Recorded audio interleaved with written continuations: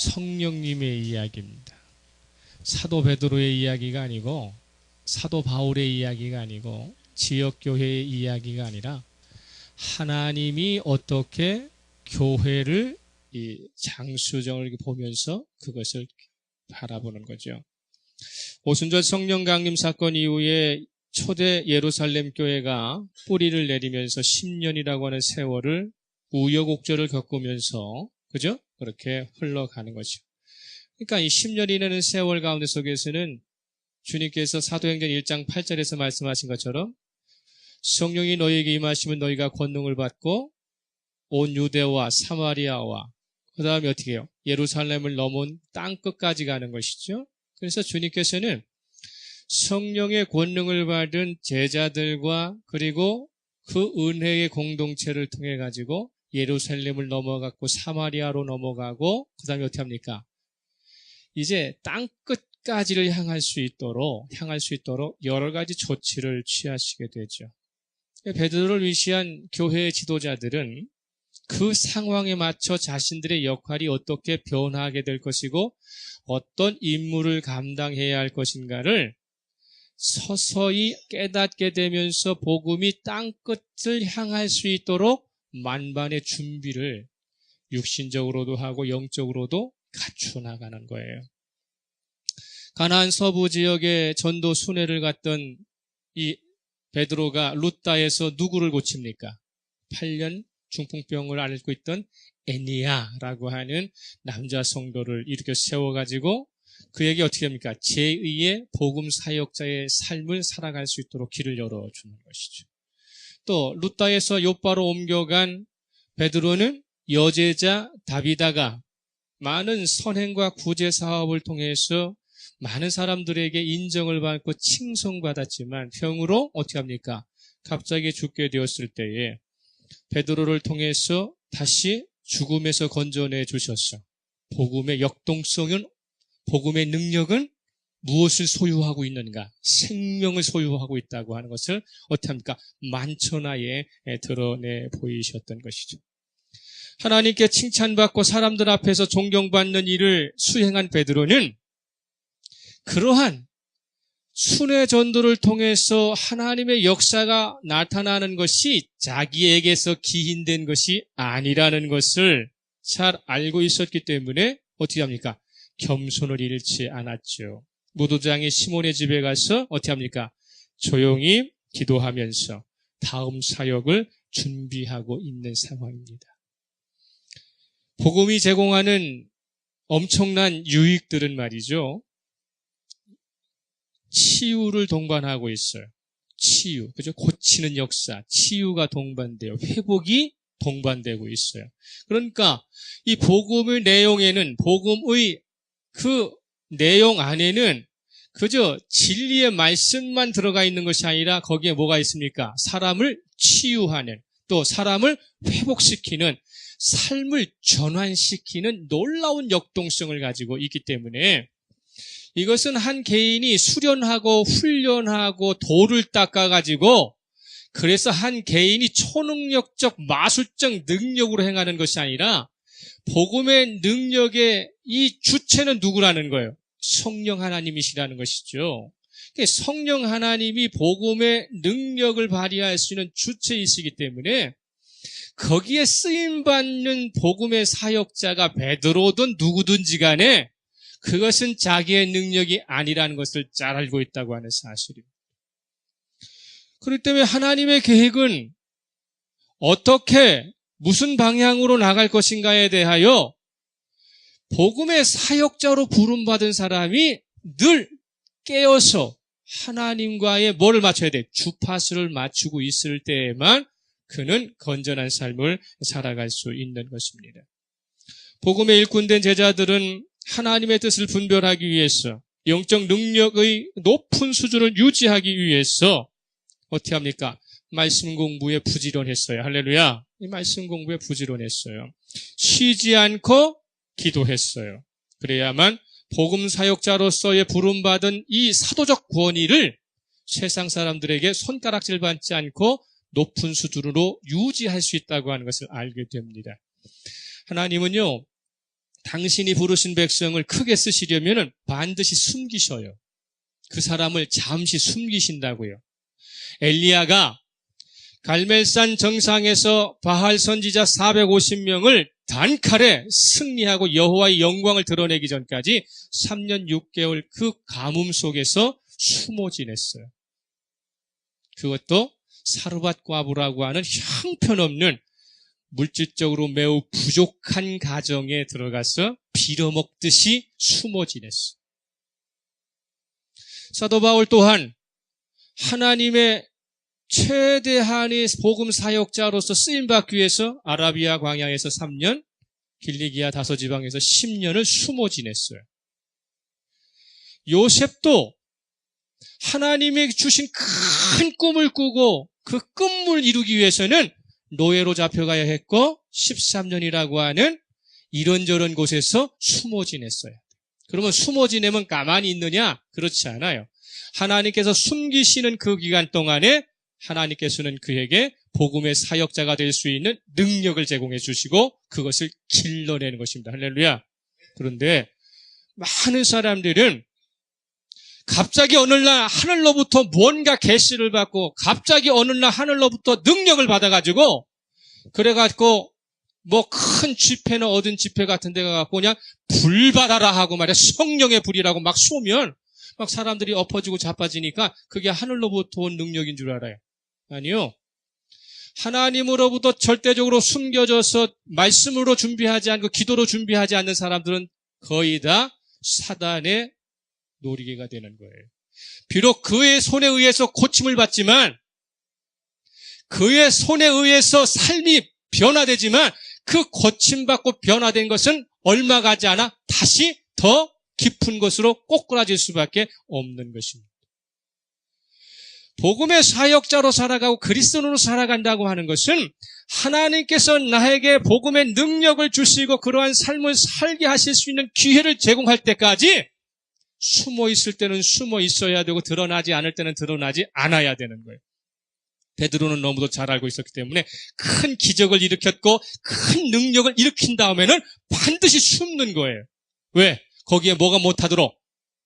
인간적 자랑이 하나님의 영광을 가리고 하나님의 영광을 빼앗아 먹는 그러한 본질적 잘못된 것들이 스며들어오지 못하도록 영적 무장을 하기 위해서 점점 더 겸손히 낮아지는 것이죠.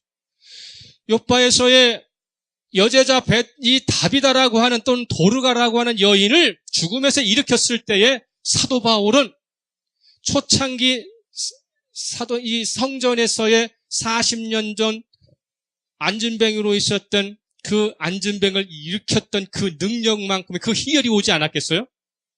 10년 전에 성전 미문에서 안진뱅이를 일으켰던 그 느낌과 그 기쁨이 10년 후에도 계속 유지되고 있었다면 베드로는 10년 동안 보이지 않았지만 그리고 드러나지 않았지만 그는 하나님으로부터의 무엇이 됐다는 거야?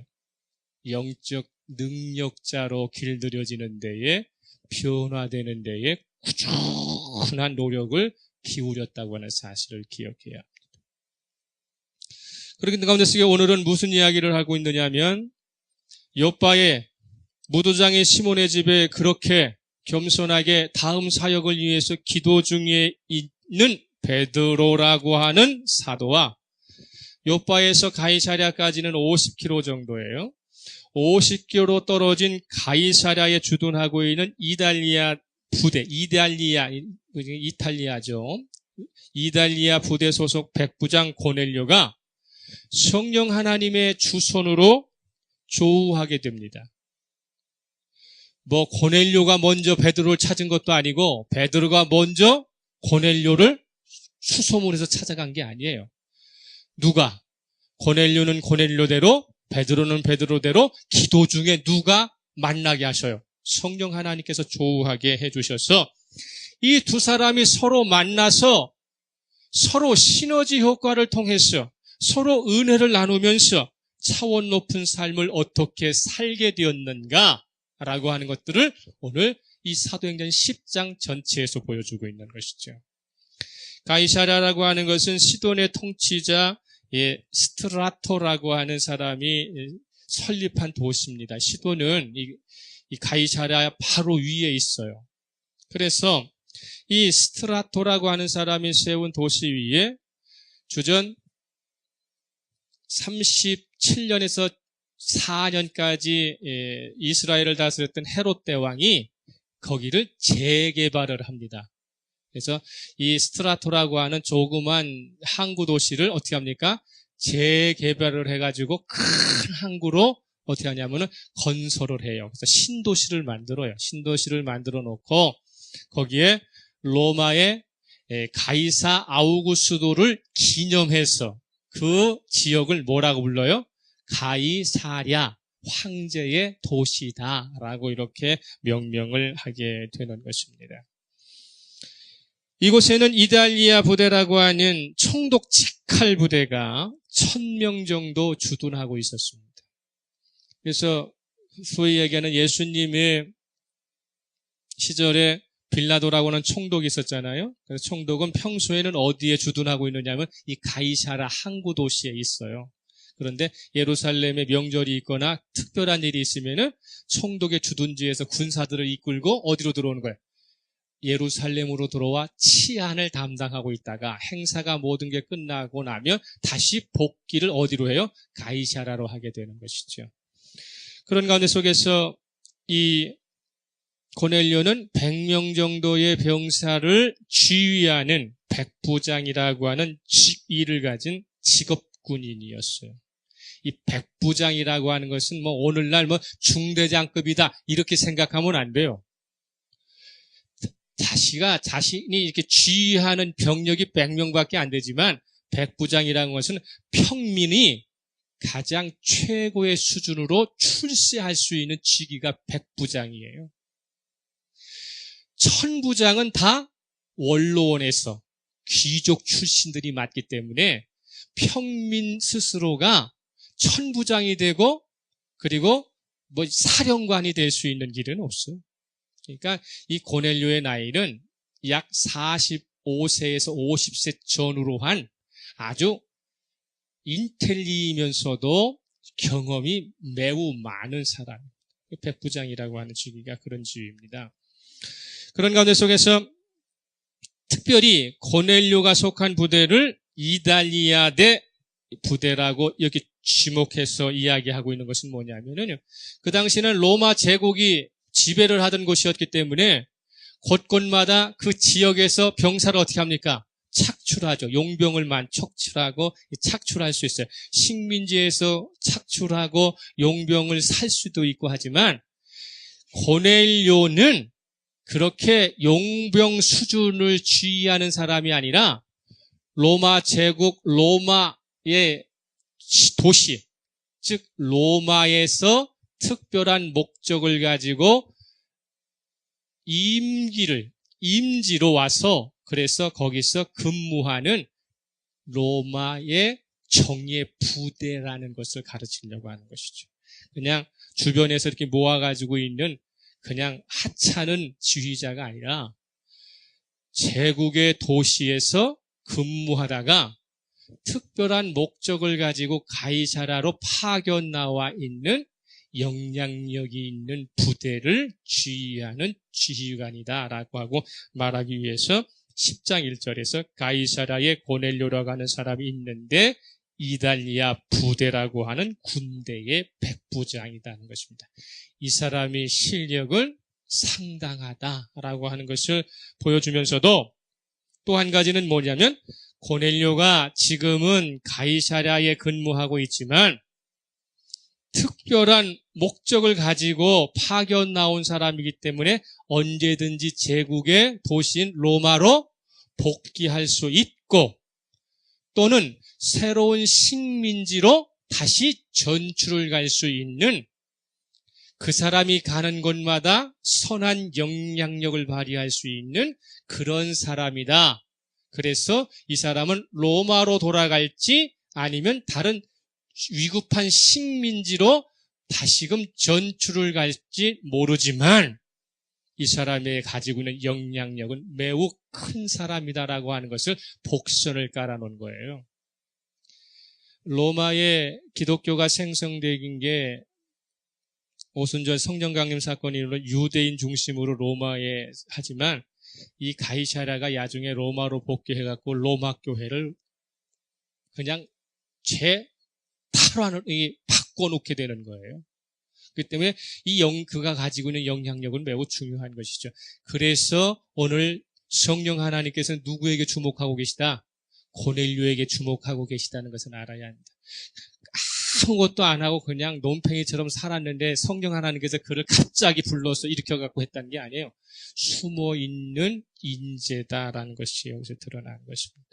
성령의 충만을 입은 베드로는 복음 사역자로 10년 넘게 활동하면서 복음의 최고 베테랑이 되었죠. 그렇지만 그는 유대인입니다. 유대인이 가지고 있는 이방인에 대한 뭐가 있어요? 배타적 성격이 있죠. 배타성을 다 씻어내지는 못했어요. 타민족에 대한 배타성은 천성과 같은 관습과 습성이기 때문에 그러한 내가 유대인으로서 다른 사람에 대한 배타성을 갖는다고 하는 것을 형제로 받아들이기에는 그렇게 쉬운 일은 아니다라는 것이죠. 마찬가지로 직업군인으로 수십 년을 식민지로 임지를 옮겨다니면서 늘 지배적인 위치에만 있던 이 고넬료가 이방인에게 유달리 배타성을 가지고 있는 유대교의 습성을 배우고 따라 살고 있다고 하는 것은 유대인이 이방인에게 갖고 있는 배타성만큼 고넬료가 유대교를 받아들이는 것도 특이한 사실이에요. 아무나 누구에게나 있는 사실은 아니다. 그렇기 때문에 어떻게 보면 베드로와 고넬료는 만날 수 있는 처지와 환경이 자연적으로는 조우될 수 없는 특수 환경에 있다라는 것을 우리는 여기서 알게 됩니다. 다신교의 문화에서 살던 사람들은 일신교를 믿는 사람들처럼 종교의 지도 원리를 충실하게 따르지 않고 종교의 지도 원리가 중요하지도 않습니다. 여러분, 불교를 믿는다고 이야기하는 불교인들이 불교가 가지고 있는 종교 원리를 중요시 여기고 따라요? 그렇지 않아요. 그저 자비만 베풀고 자기는 어떻게 살더라도 남 도와주고 자비만 베풀고 부처님 앞에 가서 불공만 잘 드리면 행복하게 산다고 생각하는 거예요. 이 다신교가 가지고 있는 것은 뭐냐면 종교가 가지고 있는 원리가 중요하지 않아요. 이런 점에서 유대인들에게 있어서는요, 이 종교가 같지 않으면 삶도 나누지 않아요. 그래서 유대인끼리 식사를 같이 한다고 하는 것은 무엇을 얘기합니까? 종교가 같다는 것을 이야기하는 거예요. 함께 떡을 나눌 수 있고 자기의 공간을 공개할 수 있다는 것은 신앙의 이념이 같다는 것을 이야기하는 것이죠. 그러니까 종교가 다른 사람들에게 유대인이 갖는 배타성은 그들에게 있어서는 당연한 것이죠. 그러나 다신교 문화에서 사는 로마인이 신에 대한 생각은요, 신은 단지 인간을 보호하고 인간을 위해 도와주는 존재 이상이 아니다라고 생각했어요. 그래서 로마에는 3,000개가 넘는 신이 있어요. 그리고 로마가 가지고 있는 사제는, 로마의 종교 속의 사제는 수시로 바꿔도 아무 소용이 없는 거예요. 있어도 그만, 없어도 그만한 것이죠. 그렇기 때문에 유대인은 자기가 믿는 종교 때문에 전쟁을 불사하며 살지만 로마 사람들은 절대로 종교 때문에 전쟁을 하지는 않습니다. 로마인의 이야기, 시오노 나나미의 이야기 책도 있고 로마 역사를 한번 뒤져보세요. 종교 전쟁을 치룬 적이 있는가? 없어요. 그들은 종교가 단지 자기에게 도움을 주고 자기를 보호하는 것 이상의 가치를 느끼지 않기 때문에 그들에게 중요한 것은 법이지 종교가 아니에요. 법적으로 어떻게 내가 보호를 받을 것이냐? 법은 나에게 어떤 것을 지시하고 있느냐를 그들은 생각하는 사람들이지 종교가 우리를 어떻게 지도하고 어떻게 인도할 것인가에 대해서는 생각하지 않아요. 베드로는 종교 때문에, 자기가 믿는 예수 그리스도 때문에 뭐까지? 목숨까지 바칠 사람이지만 고넬료는 자기가 가지고 있는 종교 때문에 목숨까지 내놓을 생각은 하고 있지 않다는 것입니다. 그런데 고넬료가 먼저 베드로가 이전에 믿던 유대교 안으로 들어왔어요. 유대교 안으로 들어온 특별한 이방인인데 어떤 이유에서 어떤 경로를 통해서 하나님을 경외하는 사람이 되었는지는 알 수 없습니다. 이방인 치고 그의 신앙은 매우 특출나서 유대인 수준을 버금가고 있어요. 10장 1절 봅니다. 10장 2절. 그가 유대인보다 더 높은 수준으로 도래되는 10장 2절 시작. 그가 경건하여 온 집안과 더불어 하나님을 경외하며 백성을 많이 구제하고 하나님께 항상 기도하더니 이렇게 되어 있어요. 고넬료는 이방인에게서 찾아보기 힘든 경건성을 확보하기 위해서 세 가지를 반드시 지키는 사람이었다는 것이죠. 첫째는 온 집안과 더불어 하나님을 경외하는 삶을 살아요. 자기와 접촉하고 자기와 관계 있는 사람에게는 모두 다 누구를 믿으라야 된다? 하나님을 경외해야 한다는 것을 가르쳤다는 것이죠. 그래서 경건이라고 하는 말은요, 공경할 경자와 정성건자로 합성된 단어예요. 공경하고 정성을 들여 삼가며 엄숙한 자세를 갖춘다. 이것이 국어사전적 뜻이에요. 경건의 척도는 삶의 자세에서 드러나는 평소의 몸의 행보, 동작이 절제되고 진실되어져서 하나님과 사람 앞에서 품위를 잃지 않고 살아가는 것, 이걸 경건한 사람이라고 얘기해요. 하나님 앞에서와 사람 앞에서 자기가 품위를 잃지 않고 절제하며 사는 것, 이걸 하나님을 경외하는 사람이라는 것이죠. 이걸 다른 말로 뭐라고 얘기해요? 호람데오, 하나님 앞에서 존재한다, 하나님 앞에서 산다라고 말을 하는 것입니다. 경건은 한마디로 하나님께 은혜 받은 사람이 매사에 신중한 처신을 하면서 하나님께 대한 경외심을 잃지 않고 하나님이 기뻐하시는 것을 선택하며 사는 것을 말합니다. 두 번째로는 고넬료는 자신이 기도하는 대상이 누구인지를 확실히 알았다는 거예요. 다신교는 뭐라고 그랬어요? 자기를 보호하고 자기를 도와주기만 하면 무조건 숭상하는 거예요. 무조건 기도하는 거예요. 그러니까 드라마에서도 위기를 당하는 무신론자들이 늘 하는 말이 뭐라고 그래요? 하나님, 예수님, 부처님, 알라신이요, 누구든지 나를 도와주세요, 이렇게 얘기하잖아요. 자기가 기도하는 대상이 불확실하기 때문에 도와줘도 그만이고 안 도와줘도 그만인데 도와주면 내가 따르겠습니다, 그런 거예요. 그러나 이 고넬료는 이방인이면서도 자기가 기도해야 하는 대상이 누구라는 것을 알았다는 것이죠. 기도의 대상을 안다는 것은 매우 중요합니다. 여러분의 기도의 대상은 누굽니까? 하나님이십니다. 누구의 이름으로? 예수의 이름으로. 김장식 이름으로 아무리 불러도 하나님은 대답하지 않아요. 하나님은 김장식 이름으로 기도를 응답하시는 것이 아니라 예수 그리스도 이름으로만, 유일하게 그리스도 이름으로, 할렐루야. 그렇기 때문에 내가 기도하시는 분이 누구의 이름으로 기도를 들으시는지를 알아야 한다는 거죠. 여기서 보세요. 하나님께 기도하는데 어떻게? 항상 기도하는 사람이었다고 그래요. 10장. 그죠? 하나님께 항상 기도하더니, 할렐루야. 저와 여러분 모두가 하나님께 항상 기도하시는 축복된 삶을 사시기를 예수 그리스도로 축복합니다. 여기서 항상이라는 말은요, 모든이라는 뜻과 매일이라는 뜻이 합쳐 있는 말이에요. 그러니까 오직 모든 일에 기도와 간구로, 이렇게 빌립보서 4장 6절에서 이야기하고 있죠. 이 고넬료는 자신의 인생의 삶 가운데 속에서 모든 것은 누구에게? 하나님께 기도했다는 거예요. 그래서 여기서 항상이라는 말은 시간적으로 빼놓지 않고라는 뜻이 아니라 자기와 관계된 인생사의 모든 것은 누구에게? 하나님께 기도했다. 그리고 매일 했다는 뜻이에요. 따라서 합시다. 모든 그리고 매일. 이게 하나님이 우리에게 들으시기를 원하는 우리의 태도예요. 이 고넬료는 하나님께 항상 기도한 사람이었다는 것입니다. 세 번째로는 뭡니까? 자신과 다른 처지에 있는 사람을 구제하는 것을 잊지 않고 살았다. 잊지 않고 살았다.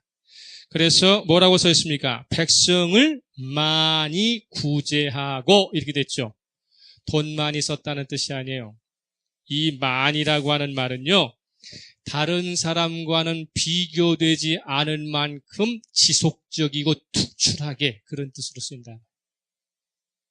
잊어버리지 않았고 그리고 특출하게 구제했다라는 것입니다. 그러면 고넬료가 유대인이 가지고 있는 종교 안으로 들어와 가지고 첫째는 뭐 하는 사람? 온 집안과 더불어 하나님을 경외하는 것으로 살고, 두 번째로는 뭡니까? 항상 자신이 누구에게 기도할 줄을 알고 기도했고, 그리고 구제를 어떻게 합니까? 잊지 않고 특출나게 자주 많이 하는 사람이었다. 자, 이런 사람을 가지고 뭐라고 이야기한다고요? 경건한 사람이다라고 이야기했다. 누구에게든지 칭찬받을 만한 사람이었다고 하는 것입니다. 이방인으로서의 기도와 구제 생활에 힘쓰며 살았다는 것은 아주 의미 있는 이야기고 하나님과 사람들에게 칭찬받을 만한 모범적인 사건입니다. 그렇지만 우리가 중요하게 여기서 이 본문에서 잊어버리지 말아야 될 것은 뭐냐면요, 고넬료가 기도하는 사람이었고 구제하는 사람이었고 하나님을 경외하는 사람이라고 이방인 최초 그리스도인 되는 것에 대하여 조건적인 것은 아니었다는 것입니다. 그것이 구원의 조건은 아니었다. 하나님을 경외하고 하나님께 기도하고 구제 많이 했지만 그것이 구원받는 전제 조건은 아니었다는 것입니다. 저와 여러분이 구원받는 조건은 뭐예요? 기도 많이 하는 거예요? 구제 많이 하는 거예요?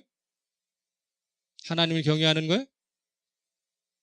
저와 여러분이 구원받을 수 있는 유일한 조건은 예수 그리스도 믿는 것입니다. 이거 착각하면 안 돼요. 구제 많이 한다고 구원시켜 주시는 것 아니고요. 기도 많이 한다고 구원시켜 주시는 것 아니에요. 예수 믿는 사람이 구제 많이 하고 기도 많이 하면 복 받습니다. 상급받는 것이지 구원은 오직 하나님으로부터는 은혜의 선물이에요.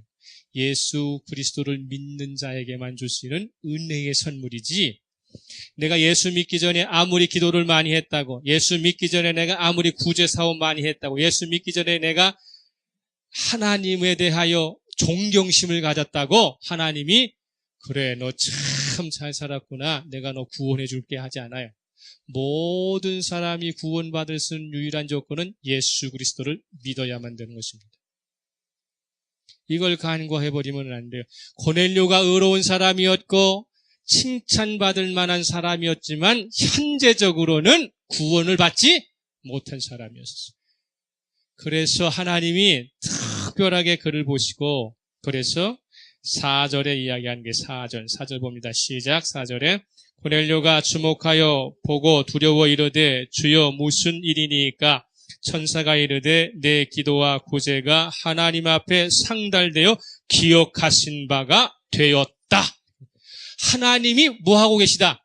기억은 하고 계시다. 기억은 하고 계시다. 그러니까 하나님으로부터 칭찬받고 하나님께 기억되는 삶을 사는 이 고넬료를 하나님은 특별히 사랑해 주셔서 누구를 만나도록, 베드로를 만나서 누구에게 옮겨오도록 예수 그리스도 안으로 옮겨올 수 있는 기회를 제공해 주시는 것이죠. 베드로와 고넬료는 한 분 하나님을 향한 경건한 삶을 평소에 실천했습니다. 서로가 다른 장소에서 환경은 달랐지만 다르지 않는 하나님을 경외하는 마음에는 공통적이었었어요. 그래서 하나님께서는 특별한 은혜의 목적을 가지시고 이 두 사람을 만날 수 있도록 주선해 주시는 것이죠. 하나님께서 기특하게 여기셔서 기억해 주신 고넬료에게 펼치는 상황, 고넬료가 하나님으로부터 기억됐어. 그래서 하나님께서 고넬료에게 해주신 것은 구체적으로 손에 잡힐 수 있는 물질적 축복을 주신다거나 그가 백부장이니까 귀족되기 위해서 신분의 상승을 하도록 그러한 것들로 밀어주시고 도와주시는 조치는 아니었다는 것입니다. 그런데 우리는 하나님께 칭찬받고 하나님께서 기억해 주시면 제일 먼저 무슨 생각해요? 부자 되게 해주세요. 건강하게 해주세요. 세상에 나가서 힘 있는 삶을 살게 해주세요 하고 그렇게 그걸 은연중에 기다리고 은연중에 바라잖아요. 그런 것을 안 해주시는 것이 아니라 그런 것을 해주시지만 그것은 부차적인 것이라는 거예요. 더 중요한 것을 주신 다음에 그것을 주신다는 뜻입니다. 그렇기 때문에 고넬료에게는 세상적인 것으로 갚아주시는 것이 아니라 영적으로 새로운 삶을 살 수 있도록 특별한 조치를 취해주세요. 10장 5절에서 6절 다시 읽습니다. 10장 5절에서 6절 시작. 내가 지금 사람들을 요빠에 보내어 베드로라 하는 시몬을 청하라. 그는 무도장이 시몬의 집에 유숙하니 그 집은 해변에 있다 하더라. 이렇게 된 것이죠. 하나님께서는 한치의 어긋남 없이 적재적소에서 모든 상황을 조절하고 계십니다. 베드로는 지금껏 복음 사역을 감당해 보면서 경험해 보지 못한 일이기 때문에 그래서 우리가 지금 9절서부터 베드로가 막 혼란스러워하는 거예요. 이 기도하는 가운데 속에서 이렇게 특별하게 이상한 걸 하나님께서 명령해 보신 적이 없는데 이 이상한 것을 자꾸 시키시니까 이 하나님이 환상 중에 하나님의 말씀을 듣고 있지만 이게 헷갈리는 거예요. 그러다 보니까 거절을 하게 되는 것이죠. 그런데 성령의 강력한 의지를 다시 한번 확인하면서 그래서 그것을 따르게 되는 것이죠. 10장 20절 볼까요? 10장 20절. 10장 20절 시작. 일어나 내려가 의심하지 말고 함께 가라. 내가 그들을 보내었노니라. 베드로가 스스로 가고 싶어서가 아니라 성령의 강권적 명령을 통해서 베드로가 움직이기 시작하게 되는 것이죠. 요빠로 부하를 보낸 고넬료는요, 그냥 가만히 기다리고 있는 것이 아니라 하나님께서 지시하신 것이라면 분명히 베드로는 온다. 하나님께서 계획하신 것이라면 베드로는 반드시 자기 집에 온다. 그러니까 그는 준비를 하기 시작했어요. 그는 준비하는 게 뭐냐면 24절과 25절 읽겠습니다. 시작. 고넬료가 그의 친척과 가까운 친구들을 모아 기다렸다는 거예요.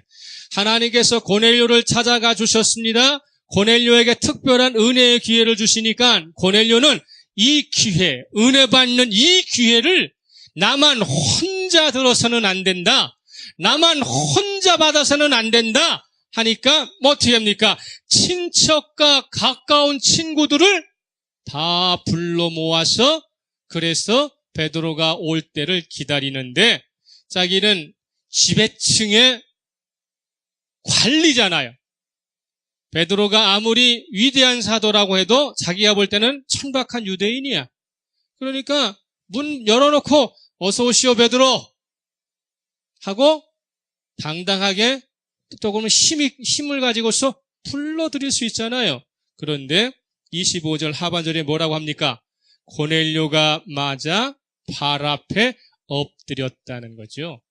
로마의 관료가 하찮은 유대인 베드로의 앞에 무릎을 꿇고 발 아래 엎드렸다는 것은 나는 당신의 종입니다. 그런 뜻이에요. 고넬료의 이 성숙한 인격을 한번 보세요. 하나님이 함께 하시는 사람이기 때문에 섬기는 것입니다. 할렐루야. 베드로의 인격이 성숙되었기 때문이 아니라 고넬료가 베드로를 볼 때 이 베드로에게는 누가 역사하시고 계시기 때문에 하나님이 역사하시기 때문에 저와 여러분이 그것 생각하세요. 여러분 주변에 있고 여러분 앞뒤에 있는 사람들은 하나님이 함께 하시는 귀한 분입니다. 할렐루야. 그래서 존중이 여기라는 거예요. 내 남편과 내 아내가 예수 믿고 있다면 그 사람이 내 남편이기 전에 내 아내이기 전에 그 사람은 누구의 사람이기 때문에 하나님의 사람이기 때문에 존중이 여겨야 되고 내 자녀와 내 부모와 이 사람들이 예수 가운데 속에 그를 존중히 여기는 것은 그 사람에게도 누가 하나님이 함께 하시기 때문에 존중히 여기는 거예요. 당장 때려치고 싶고 이혼하고 싶고 말이죠. 결별하고 싶을 때가 얼마나 많아요. 그런데도 순종하면서 그 사람 발 앞에 무릎을 꿇는 이유는 뭐예요? 하나님이 함께하는 사람이기 때문에 그렇습니다. 저와 여러분이 세상 가운데 속에서 하나님이 함께하는 사람들의 존중이 여김을 받을 뿐만 아니라 세상 속에서 그렇게 살기를 그리스도님을 축복합니다. 그러다 보니까 경건한 종교인 고넬료의 삶은요, 자신이 부리는 하인과 그리고 충직한 종들뿐만 아니라 부하들에게도 인정받는 삶을 살았어요. 인정받는 삶을 살았다는 것이 뭐냐면요, 매우 중요한 가운데 속에서도 이 베드로가 베드로 앞에 고넬료를 소개할 때 22절 보세요. 10장 22절에 함께 읽겠습니다. 시작. 그들이 대답하되 백부장 고넬료는 의인이요 하나님을 경외하는 사람이라 유대 온 족속이 칭찬하더니 그가 거룩한 천사의 지시를 받아 당신을 그 집으로 청하여 말을 들으려 하느니라. 이렇게 됐어요. 얼마나 인간관계의 관리를 잘해요. 그죠? 종들에게도 존경받을 뿐만 아니라 부하들에게도 존경받으니까 어디 가든지 고넬료에 대해서 소개를 할 때에 자부심을 가지고 있는 것이죠. 그런 삶을 살아야 되잖아요. 그죠? 어디 가서 아들 자랑할 일이 있으면은 자랑할 게 있는데 있어야 할 거 아니에요. 어? 야, 우리 아들은 이러이러한 면들이 좋아요. 이렇게 참 똑똑하고 뭐요. 이런 것도 매우 중요하지만 중요한 건 뭡니까? 하나님을 경외하는 사람입니다라고 하는 그 자랑을 할 수 있어야 되지 않겠어요? 그런 가운데 속에서 경건한 종교인 고넬료의 삶을 기억하신 하나님께서는 요바에 있던 베드로를 통해 차원 높은 구원의 복음 안으로 초청해 주시면서 그러면서 하나님의 말씀이 선포되었을 때 그들이 변화를 받고 뭐가 임합니까? 성령의 충만이 임해요. 성령의 충만이 임하는 걸 본 베드로는 하나님의 거룩한 성령이 이곳에 임한다면 뭐를? 물로 세례 주는 것을 금할 필요가 없다라고 이야기해서 세례를 베풀어서 그 집안을 온전히 뭘로 만듭니까? 기독교로 그리스도인으로 만들어내게 되는 것입니다. 우리가 여기서 생각해야 될 것이 있습니다. 베드로가 처음 만난 고넬료는 보편적인 하나님 역사 안으로 초청된 이방인이에요. 그래서 35절에 뭐라고 이야기하느냐면 35절에 베드로가 35절에 뭐라고 이야기하느냐면 35절 읽습니다. 시작. 각 나라 중 하나님을 경외하며 의를 행하는 사람은 다 받으시는 줄 깨달았도다. 여기까지는 하나님께서 하나님을 당신을 경외하는 사람들은 하나님이 다 어떻게? 다 받아들이시는군요 라는 것을 깨달았다는 거예요. 그런데 예수 그리스도의 복음을 가진 입장에서 볼 때에 하나님을 경외하는 의로운 삶이 하나님께 구원을 요구할 만큼 당당하거나 충분한 요건이 되는 것은 아니라는 것이죠. 예수 그리스도에게만 이 세상을 창조하신 하나님께서 구원하신 계획하신 구원의 삶이 완전해지도록 조치하실 수 있는 능력이 있기 때문입니다. 우리가 예수 그리스도 없이 하나님을 믿는 것은 허황된 일입니다. 예수 그리스도가 중개하지 아니하시고 예수 그리스도가 중재하지 아니하는 신앙은요, 결국에는 종교인의 삶으로 추락하고 끝날 확률이 커요. 그 사람에게 도덕적이고 윤리적인 성품이 있다 할지라도 그것이 유익한 것은 아니라고 하는 것이죠. 43절에 가가지고요, 그가 깨닫게 되는 겁니다. 43절에 가서 예수의 복음을 전하죠. 43절 봅니다. 시작. 그에 대하여 모든 선지자도 증언하되 그를 믿는 사람들이 다 그의 이름을 힘입어 죄사함을 받는다 하였느니라. 할렐루야. 세 번 나와야 그라는 말이 그에 대하여 모든 선지자도 증언하되 그를 믿는 사람들이 다 그의 이름을 힘입어 죄사함을 받는다. 그에 대해서 예수라는 말로 바꿔서 다시 읽겠습니다. 예수라는 말로 다시 시작. 예수에 대하여 모든 선지자도 증언하되 예수를 믿는 사람들이 다 예수의 이름을 힘입어 죄사함을 받는다 하였느니라. 할렐루야. 예수가 우리에게 전부입니다. 하나님 앞에 가까이 갈 수 있는 방법은 예수 그리스도의 죄사함, 예수 그리스도의 보혈 없이는 도달할 수 없기 때문에 그렇습니다. 베드로는 고넬료의 만남을 통해서 그러면 전달만 해주었느냐? 고넬료는 베드로를 통해서 예수를 만나게 되었는데 그럼 베드로는 고넬료를 통해서 무엇을 깨닫게 돼요? 베드로는 여기서 확증하는 게 있어요. 확실한 게 있어요. 아, 예수 그리스도의 복음은 유대인에게만 한정된 것이 아니라 세계 모든 민족을 구원할 수 있는 보편성을 가지고 있구나. 이걸 깨닫게 되는 거예요. 예수 그리스도의 복음은 보편적입니다. 이 말을 잘 들으세요. 어느 민족이든 남녀노소든 배움이 있든 없든 어리든 나이가 들든 상관없이 예수 그리스도만 믿으면 다 구원받는 거예요. 할렐루야. 그래서 예수 그리스도에는 특별한 사람만 믿는 것이 아니라 보편적 구원력을 가지고 있어요. 보편적 구원력을 가지고 있기 때문에 이 보편성을 가지고 있기 때문에 누구든지 예수 그리스도 안으로 들어오면 구원받는 거예요. 그 사람이 한국 사람이든 일본 사람이든 독일 사람이든 어떤 사람이든지 간에 동남아시아에서 태어났던 아프리카에서 태어났던 예수 그리스도 안으로 들어오면 모두 다 구원받는 거예요. 유대인만 구원받는 것도 아니고 배운 사람만 구원받는 것도 아니고 돈 있는 사람만 구원받는 것이 아니라 누구든지 예수 그리스도 안으로 들어오면 다 구원받는 것. 이것을 보편적 구원의 지역이라고 그래요. 예수가 어디든지 가면 다 통하게 되어 있는 거예요. 어떤 사람이든지 간에 예수 이름으로 구원받으면 하나님께 통과되는 거예요. 이걸 이야기하는 거예요. 사도 베드로가 그걸 깨달아요. 유대인들에게만 오신 복음이 아니라 세계 모든 만방의 백성들에게 오신 분이 예수 그리스도라는 것을 깨닫게 되는 것이죠. 아까도 말씀드렸지만 고넬료는 지금 가이사랴에 근무하고 있어요. 제국의 수도로 복귀할지 다른 식민지로 파견 나갈지는 알 수 없어요. 그러나 그 사람에게는 뭘 가지고 있다?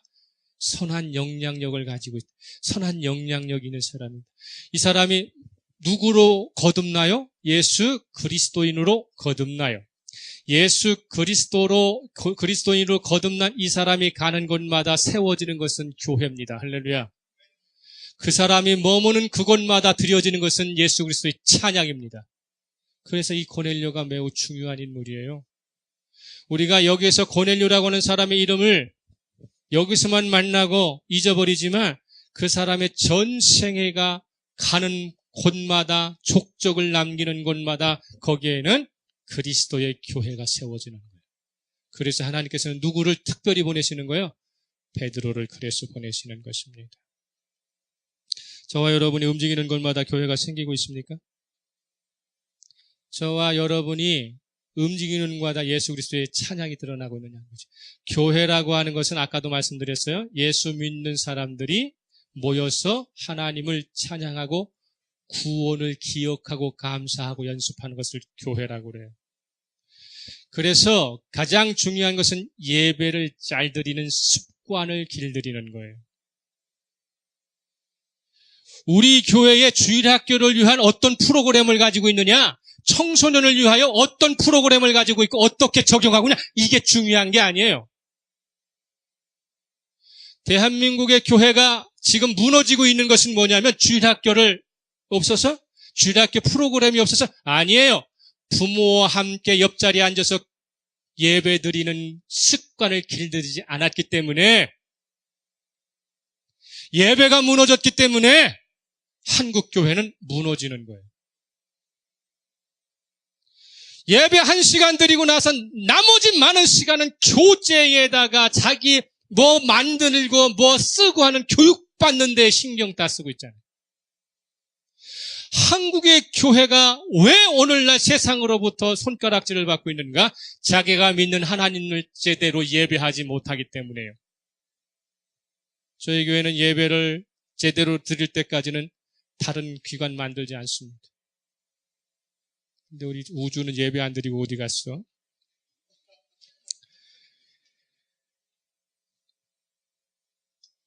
이걸 우리가 생각해야 합니다. 고넬료는 온 집안 사람들과 함께 하나님을 믿는 모범적인 신앙의 가정이었지만 또 밖으로는 훌륭한 지휘관으로서 이 민족을 구제할 정도로 뛰어난 인격을 가진 사람이었지만 그렇지만 그가 지금 받아들인 유대교의 길은요, 끝을 가다 보면 아무것도 남지 않는 절벽이라는 사실이죠.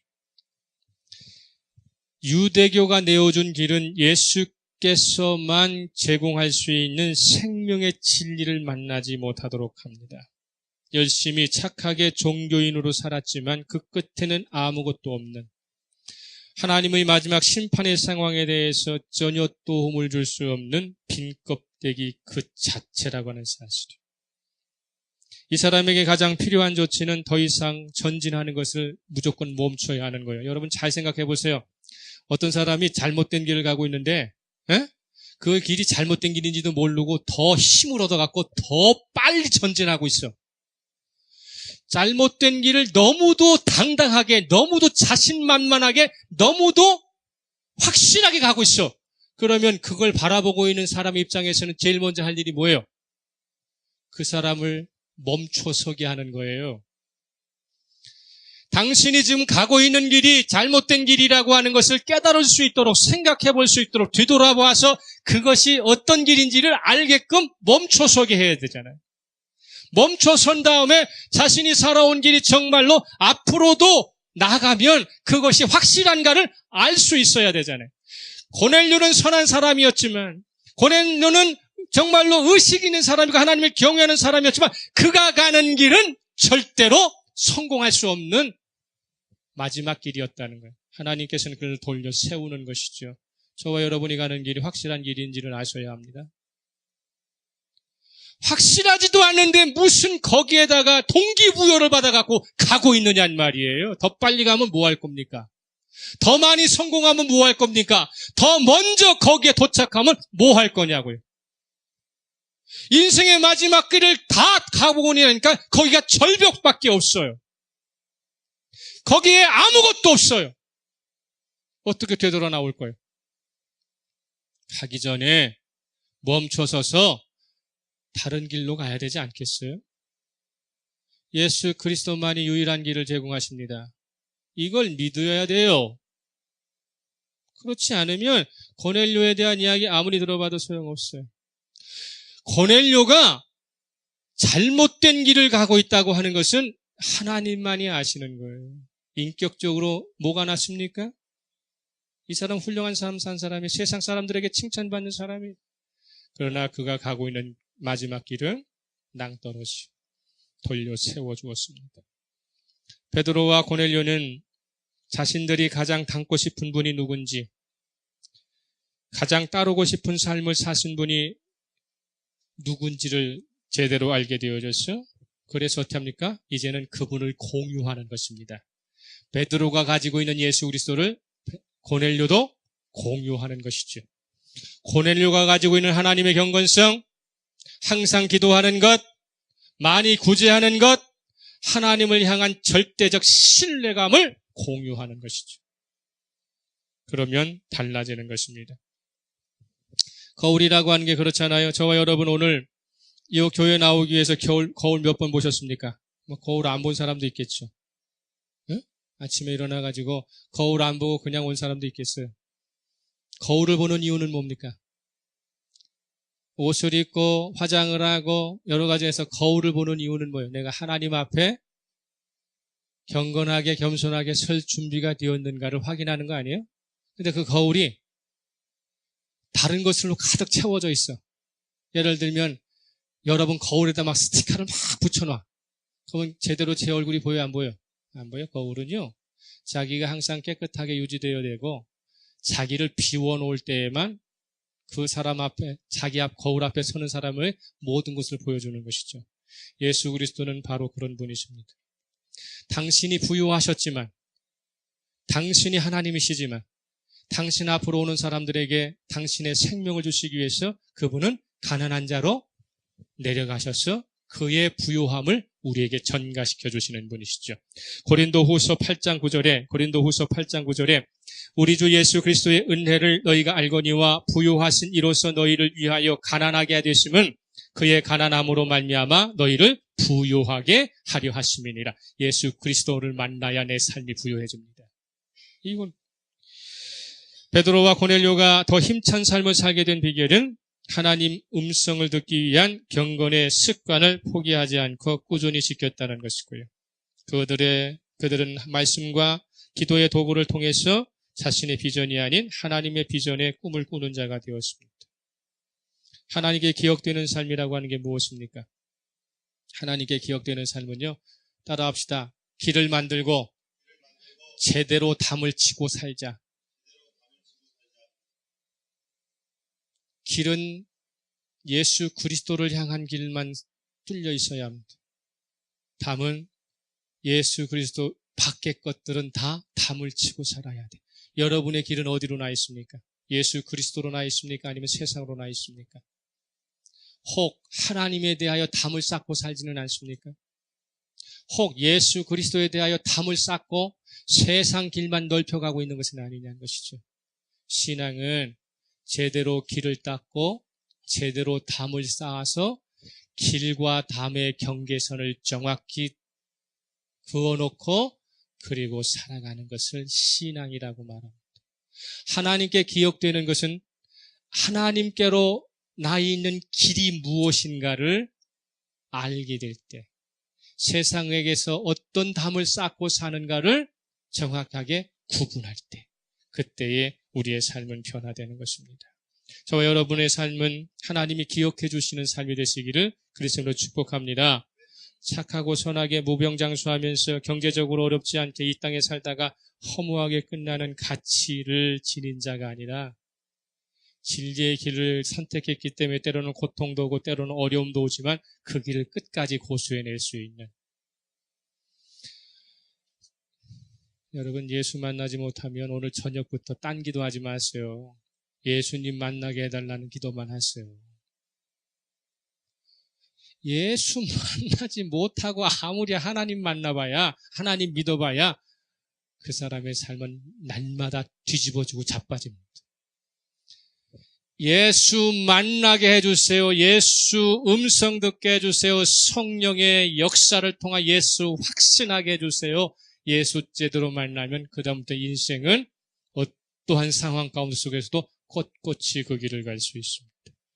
고넬료는 베드로를 만나서 예수의 길을 알게 되었고, 예수를 만난 뒤 그의 삶은 역사 속에, 성경 속에는 전해지지 않지만 로마 교회에 엄청난 영향력을 행사하는 사람으로, 그래서 로마의 핍박 가운데 속에서 베드로가 순교를 하고 바울이 순교하는 그 상황 가운데 속에서도 로마 교회가 세계 제국의 교회로 탈바꿈할 수 있는 일익을 담당한 사람 중에 한 사람이 이 고넬료라고 하는 사람이에요. 고넬료라는 뜻이 뿌리라는 뜻이에요. 승리라는 뜻입니다. 저와 여러분 모두가 하나님께 기억되어지는 놀라운 역사의 현장 속에 제대로 예수의 길을 뚫어서 주와 동행하시기를 그리스도 이름으로 축복합니다.